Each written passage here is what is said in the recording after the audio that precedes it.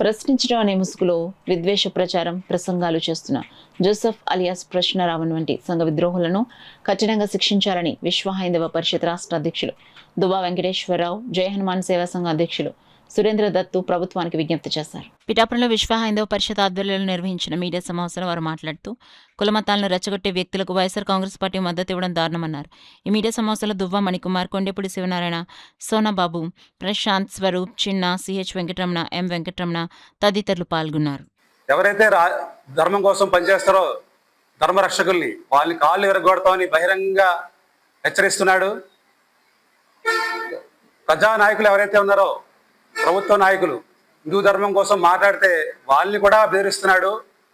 అటువంటి వ్యక్తి సమాజంలో ఏదైతే దేశంలో నేను ప్రేమించను, దేశాన్ని గౌరవించను అంటున్నాడో మరి ఇక్కడే ఉంటున్నాడు ఆ వ్యక్తి. మరి ఎందుకు ఉన్నాడు ఇక్కడ? అందుకే ఆయన్ని అండమాన్ జైల్లో వేసేయాలి. ఇక్కడ కూడా అవసరం లేదు. ప్రభుత్వం అటువంటి చర్యలు తీసుకోవాలి. ప్రజలు కూడా ఇటువంటి వ్యక్తుల్ని గుర్తించి వాళ్ళందరినీ కూడా బహిష్కరించాలి, దేశ బహిష్కరణ చేయాలి. వాళ్ళ ఛానల్స్ ఏవైతే ఉన్నాయో వాటిని కూడా అన్స్క్రైబ్ చేయాలి. అలాగా ఎవరైతే ఇటువంటి వ్యక్తులు ఉన్నారో ప్రత్యేకించి వాళ్ళ మీద ప్రభుత్వాలు కూడా దృష్టి పెట్టాలి, వాళ్ళని కఠినంగా శిక్షించాలని చెప్తున్నాం. జై శ్రీరామ్.